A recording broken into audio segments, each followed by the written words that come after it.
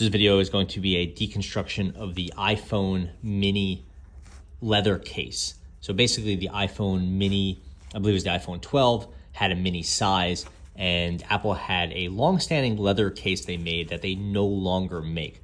This case was sort of Apple's premium case for the iPhone, but they've since replaced it with the more eco-friendly fine woven, and they no longer make the leather one.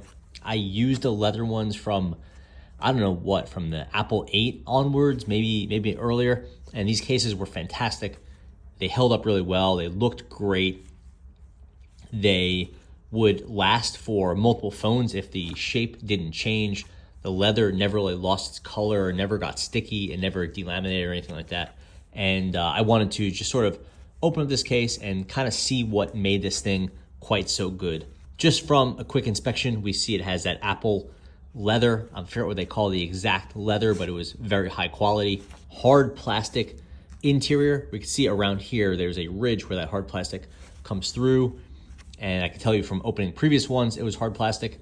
Suede interior, MagSafe compatible, and it had metal buttons, which you could see held up quite well. I think they're probably aluminum, but they had no problems aside from a little bit of color loss over time. Even the bottom, you can see it started to peel a little bit, but not really anything that bad. A couple areas here peeled where you dropped it, but not bad overall. Interior is immaculate, and the exterior, again, some wear and some color loss, but generally speaking, quite good. Here's it against a sort of a purer black, and you can see it's not bad. You know, a little bit of color loss, but really nothing terrible. Okay, so I'm gonna get my shears and I will open this up. Start with a snip at the top.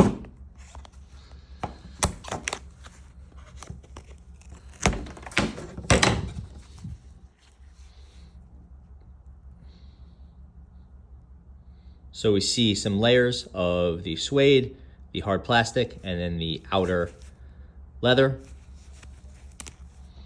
If I bend it, you could see it comes apart, which is not shocking. That's just the leather breaking and the plastic coming apart, where the plastic outer shell is separate from the inner shell.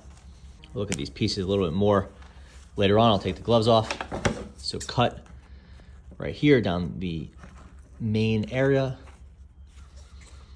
And let me just avoid any of the buttons. Very problematic to cut through the metal, of course. I will avoid the MagSafe. So now we'll have a cross section of the main part.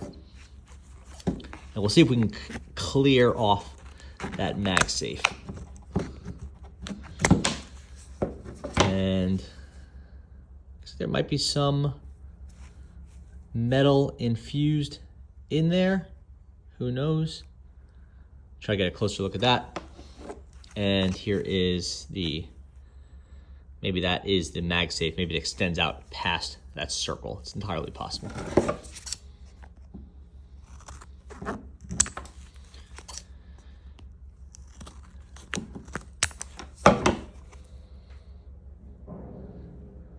And I think that it looks a little bit textured, almost like serrated. That, I believe, is just from the way the scissors are cutting it. That's not part of the case. Okay, so let's see if we could sort of get some of this suede up.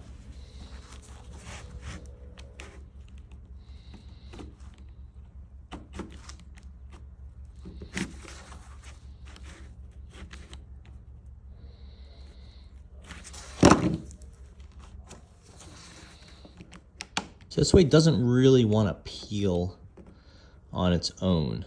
Let's see if we can get under it and enough to sort of pull away some, but no, it seems like it's really well glued down. So it's not like you could grab a corner and just kind of pull it up, because probably the adhesive is stronger than the leather itself. So you have to really more scrape it away than you are peeling it away, which is fine.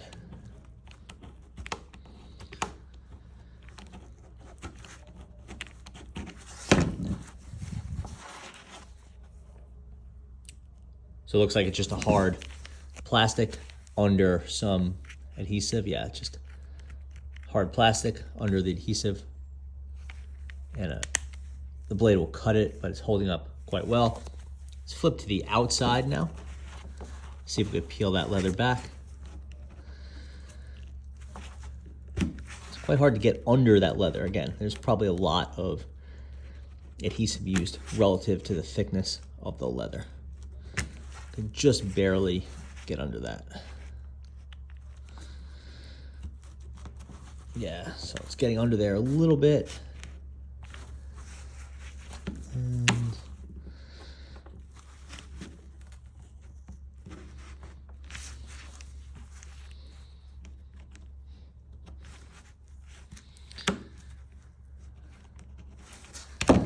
see if we can peel it back.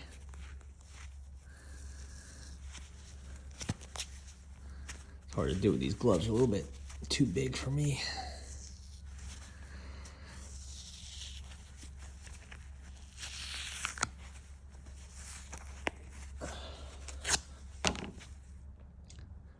There's a grain of that leather. Again, really, really nice stuff. It feels great still.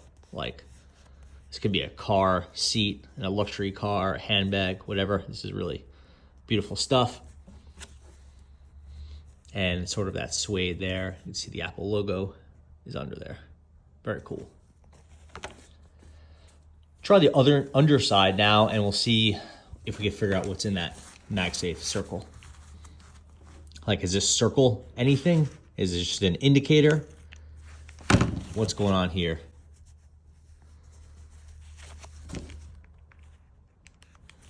Okay, so this it just appears to be a piece of plastic that has held up remarkably well through the years. No magic to that.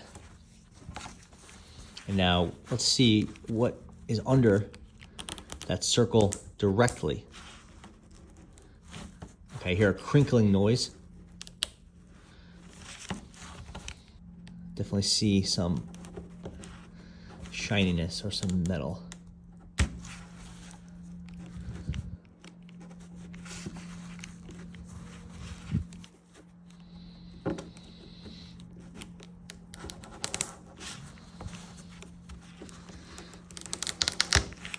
There you go, I think I got it.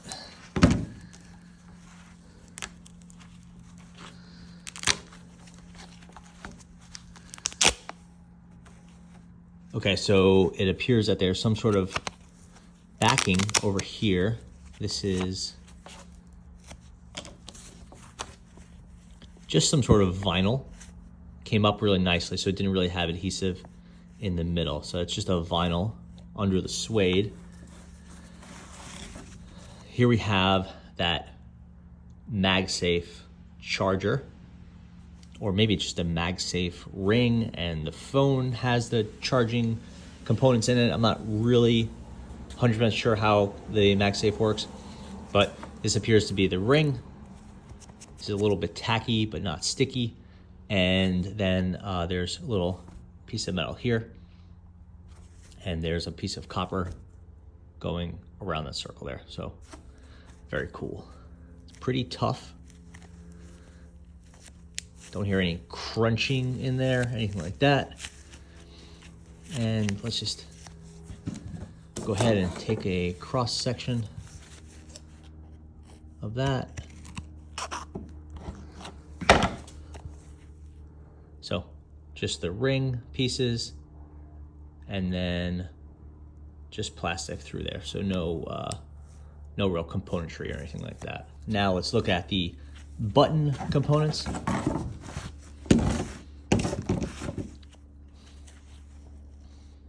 The button is just held in place with that suede, or maybe it's the leather at this point. There's the button. It's a little bit of metal. Looks like it's maybe a little bit of plastic with the metal there. And yeah, it's not really coming across. It seems like it's pretty well glued down. Give it a pop. Okay, it's pretty tough. So it looks like the button is held in place with a little rivet right there to connect the front and the back with the sort of leather sandwiched between it. And the button itself is a little piece of, I would say it was aluminum, but maybe it's a tiny little piece of steel. Hard to tell. And yeah, so you could see it twist there. So it was held in place with those two little rivets on a metal backing, and I think they just sandwiched the leather in between the backing plate and the front piece. Very, very cool. And yeah, there you can see the leather coming up.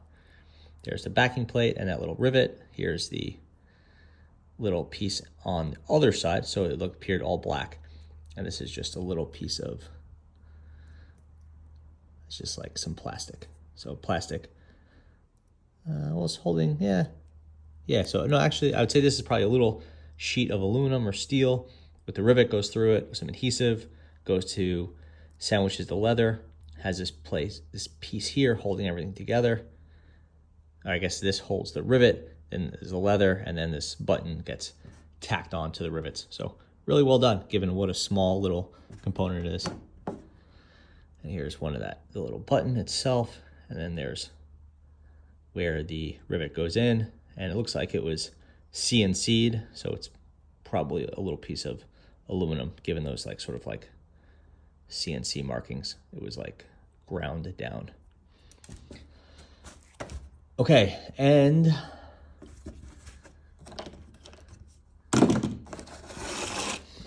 here's what we have left. I think we have a good understanding of what's happening here. Just some hard plastic with that sort of ridge piece. The ridge piece is, we can see it's pretty simple. Just the hard plastic curves up, has the suede on the inside, leather on the outside.